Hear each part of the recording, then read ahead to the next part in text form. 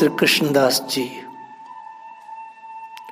जिस किसी के सिर पर हाथ रखे उसके आगे कभी हाथ नहीं फैलाए और उसे बड़ा भारी भक्ति का वरदान अवश्य दिया। कुल्लू मनाली देश का राजा हिमाचल का इस बात का प्रमाण है।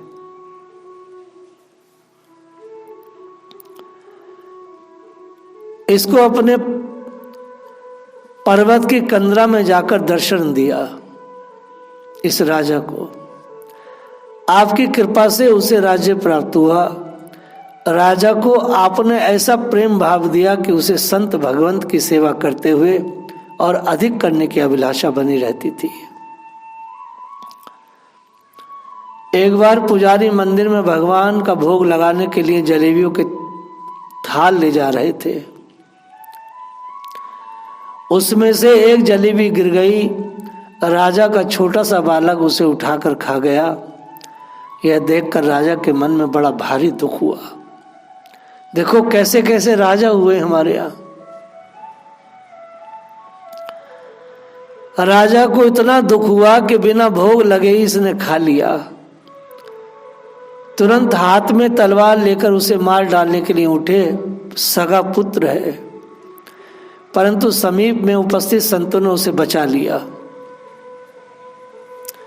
राजा से कहा कि अब तो ये बालक हमारा हो गया, यदि आपको लेना है तो इसे मूल्य देकर आप इसे रख लीजिए। श्री कृष्णदास पहाड़ी जी विचरते हुए कुल्लू की पहाड़ियों की ओर जा निकले। ऐसे साधु हैं। गुफा अनुकूल वातावरण और रमणीक स्थल देखकर वहां कुछ काल रहकर भजन करने की इच्छा जाग उठी। जैसे देव ऋषि नारद जी को हिमालय की सुंदर गुफा देखकर यथा हिमगिरी गुहा एक अति पावनी, यह समीप सुरसरी सुहावनी, आश्रम परम पुनीत सुहावा, देखी देव ऋषि मन अति भावा, निरक शैल सरी विपिन विभागा, भयो रमापति पद अनुरागा, सुमिरत हरहि सांप गति बाधी, सहज विमल मन लाग समाधि। ऐसा मन रमा के नारद जी के ऊपर जो शाप लगा है वो भी काम नहीं किया। तो पय हरि जी वहां कंदरा में बैठ गए। समीप के गांव वालों को कुछ मालूम नहीं कि यहां वह कब पधारे हैं, जिससे कि कुछ सेवा कर सके। आपका भजन में ऐसा मन लगा कि बस्ती में जाने की इच्छा नहीं हुई। आप केवल दूध पीते थे। भगवान के श्री मुख का वचन है, अनन्य अचिंत्यो माम जना पारिपासिते तेषाम नित्याभियुक्ता नाम योगक्षेम महामयम। प्रभु ने व्यवस्था कर दी। एक ग्वाले की गाय समूह छोड़कर गुफा के द्वार पर आकर खड़ी हो गई। गाय बड़ी सुंदर हष्ट पुष्ट परम दर्शनीय थी। पहाड़ी जी ने उसे प्रणाम किया। उसके थनों से अपने आप दूध झरने लगा।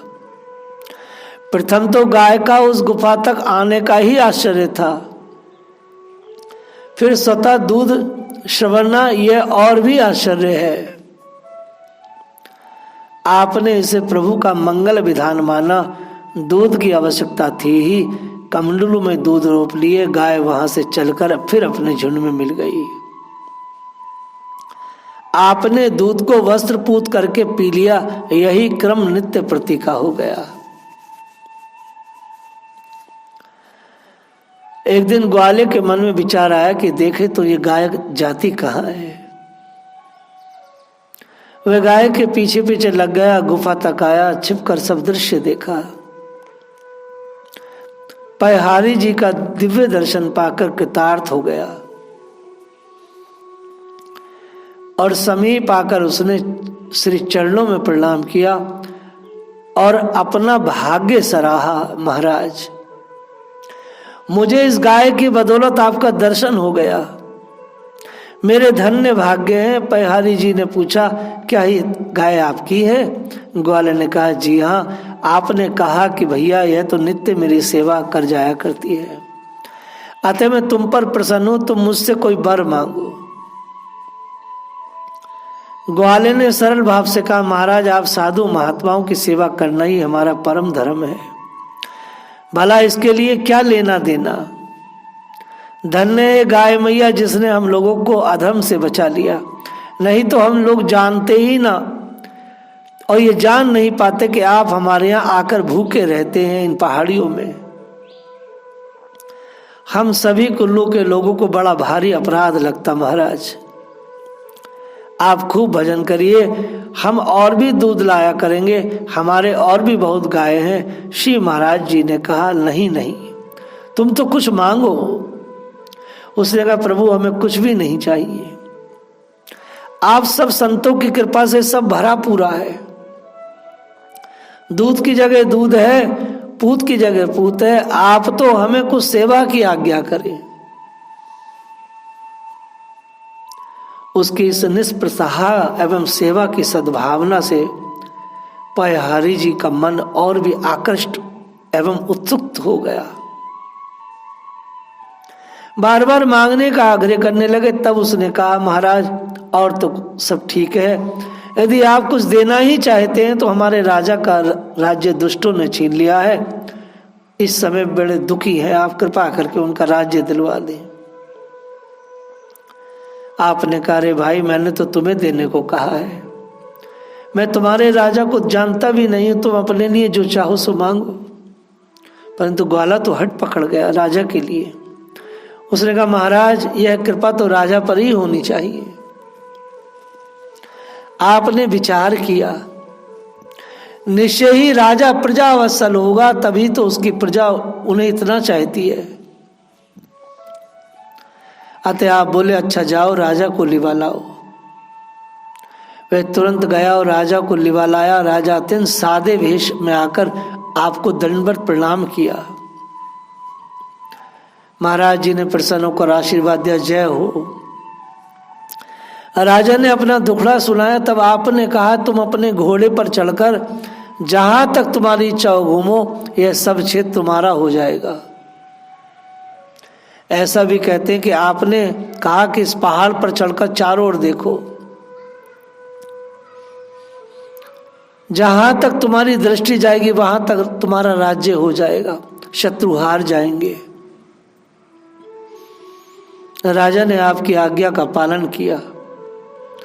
सचमुच थोड़े से ही सिपाहियों को लेकर उन्होंने अपने विपक्षी पर आक्रमण किया और हार गया। वह संपूर्ण राज्य पर इनका आधिपत्य हो गया।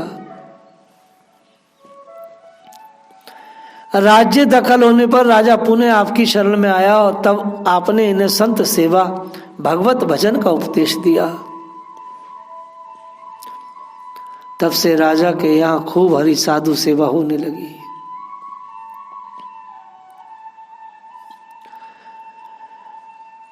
राजा ने बहुत सेवा की और जब तक जिया तब तक सेवा किया। ये वही राजा जिसके पुत्र ने अनिवेदित जलेबी खा ली तो उन्होंने बड़ा दुख हुआ, उसे मारने लगे। वास्तव में भक्ति अंतस की चीज है, बहुत गहराई की वस्तु है। एक दृष्टांत है मधुकरिया बाबा का। एक महात्मा थे, नाम मधुकरिया पड़ गया था।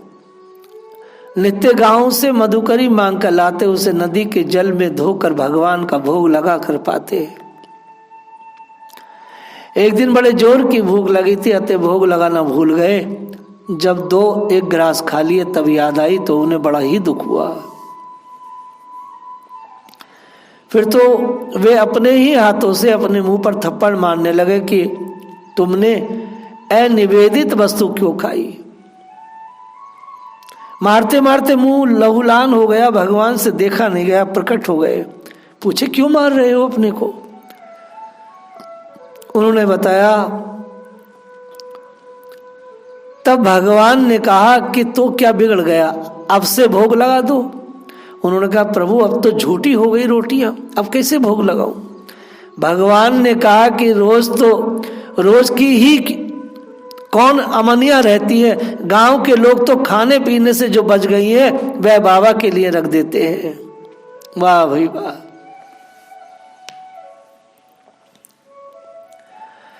संत ने कहा ठाकुर जी वो मैंने खाली झूठी हो गई, भगवान कह रहे हैं अमनिया कौन सी है, वही सारी रोटियां तो जो बच जाती हैं वही गांव के लोग बाबाओं को देते हैं, अमनिया नहीं है, वो भी तो झूठी है।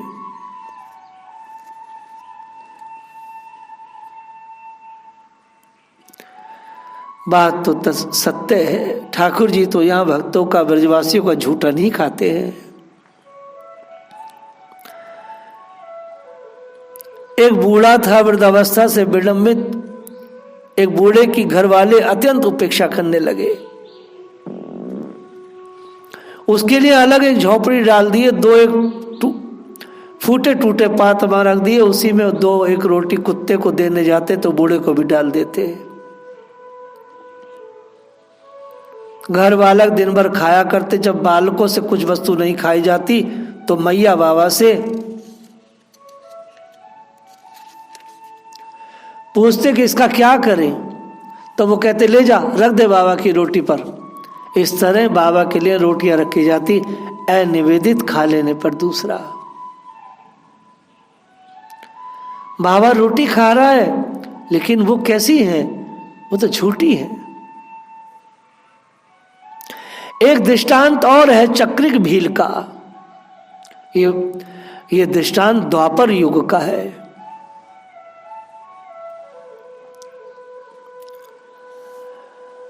चक्रिक नाम के एक भील ने वन में एक टूटा मंदिर देखा, उसमें भगवान का बड़ा सुंदर विग्रह विराजमान था। चक्रिक जाति का भील होकर भी सात्विक संस्कार से युक्त था। उसके हृदय में भगवान के प्रति भक्ति थी, जीवों के प्रति दया थी। उसने जिस दिन से भगवान को देखा, उसी दिन से बनने फल फूलों से भगवान की पूजा करने लगा। उसने आचार संहिता तो पढ़ी नहीं थी, उसे केवल इतना ज्ञान था कि कोई भी वस्तु अच्छी जो होती है वो भगवान को अर्पित करनी चाहिए। सरल हृदय चक्रिक का कोई फल मिलता तो उससे पहले स्वयं चखता, यदि मीठा होता तो भगवान को अर्पित करता, यदि मीठा ना हुआ तो स्वयं खा लेता। ऐसी ही एक दिन वह एक फल चख रहा था, फल बहुत मीठा था, परंतु किंचित असावधानी से फल उसके मुंह से सरक कर गले में चला गया। उससे बड़ा दुख हुआ। इतना बढ़िया फल बिना प्रभु को भोग लगाए मैं खाऊं, यह उचित नहीं है। उसने एक हाथ से अपना गला बड़े जोर से दबाया, जिससे फल पेट में न जा पाए, और बमन आदि की क्रिया करने पर भी जब फल बाहर न निकला तो वह दूसरे हाथ से कुल्हाड़ी से अपना गला काट कर फल निकाल कर भगवान को चढ़ा दिया, तो यदि और स्वयं मूर्छित होकर गिर पड़ा। उसके सरल भाव पर रीझ कर भक्त वत्सल भगवान ने प्रकट होकर अपना कर कमल उसके मस्तक पर फहराया। उसकी समस्त पीड़ा तत्काल दूर हो गई, शरीर स्वस्थ हो गया, भगवान का दर्शन कर निहाल हो गया। भगवान ने पिता की भांति उसका बड़ा प्यार किया और अविचल भक्ति का वरदान देकर हमारे ठाकुर जी अंतर्ध्यान हो गए। बिना अर्पितम तू गोविंदे भोजनम कृते यदि स्वान विष्टा समम चन्नम तोयम सूर्या समम।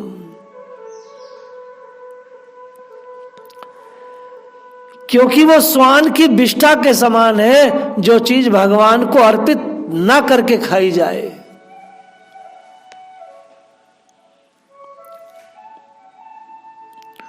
राजा जब राजकुमार को मारने के लिए तलवार लेकर चले तो एक संत ने देख लिया, समझ लिया कि निष्ठा के आवेश में राजा निरपराध कुमार को मार डालेंगे। अतः दौड़कर कुमार को गोदी में छिपाकर बोले, आप ये क्या कर रहे हैं? आप हमारे लड़के को मारने जा रहे हैं। राजा ने कहा, ये लड़का आपका है? संत जी ने कहा, हाँ हमारा ही तो है।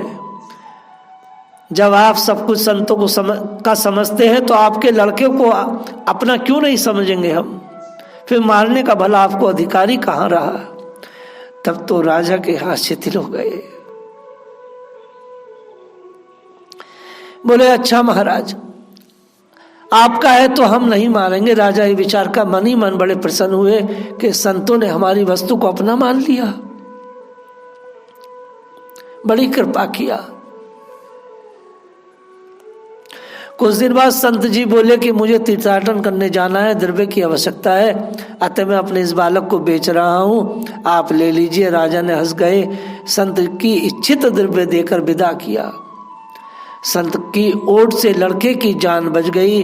तभी तो श्रीमद् गोस्वामी तुलसीदास जी ने विनय पत्रिका में गाया है, बड़े ही की ओट बलिबांच आए छोटे, चलत खरे के संग जहां तहां खोटे। बड़े की ओट में सब काम बन जाते हैं। बड़े साधक, बड़े साधु, बड़े महात्मा की ओट में अपना खूब भजन बन जाता है।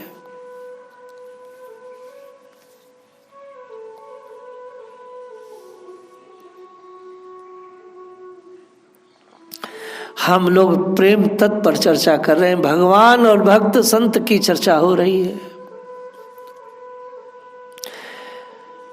कहाँ है संसार में कोई सच्ची वस्तु? ये सारे के सारे पुष्प जितने हैं ये सब झूठे हैं, मधुमक्खियों के। सच्चा कुछ भी नहीं है संसार में, बस आप अपने भाव को सच्चा बनाएं। भाव यदि सच्चा होगा तो वो झूठी वस्तुएं भी सच्चाई वाली हो जाएंगी।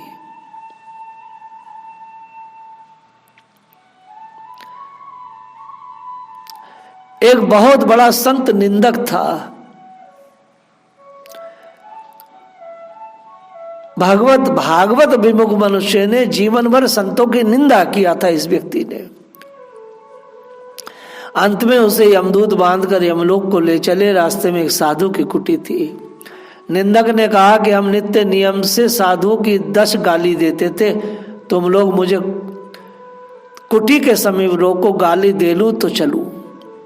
यमदूत तनिक रुके, जब गाली दे लिया तो पुनः ले चलने लगे। संत ने पूछा ये कौन है?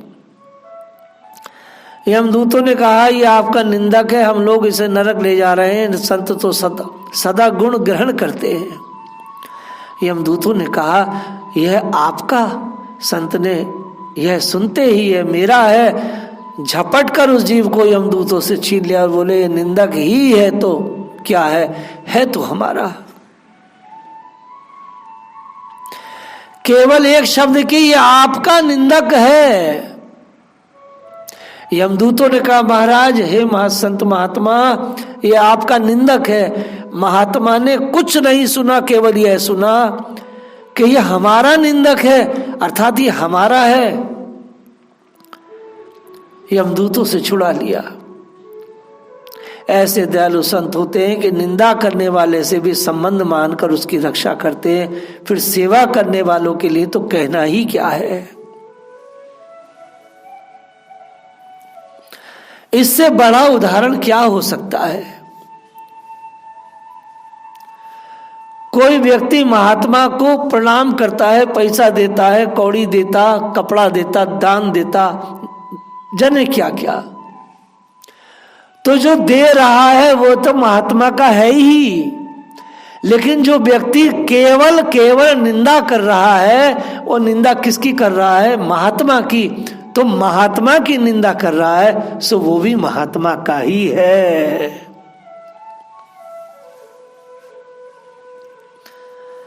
जिसने धन दिया वो महात्मा का। तो जो व्यक्ति महात्मा को गाली दे रहा है वह भी तो महात्मा का ही हुआ ना भाई। समतत्व योग उच्चते, गीता जी का सिद्धांत है। भगवान कहते हैं जिसने अपनी दृष्टि को ऐसा ब्रह्माकार बना लिया, ऐसी वृत्ति बना ली ऊंचाई की, बस फिर तो उसे कोई दिक्कत नहीं, मैं उसका वो मेरा।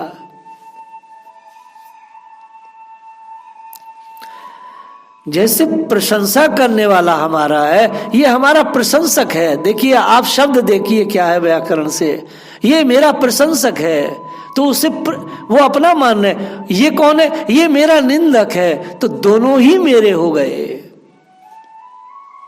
दोनों ही मेरे हो गए।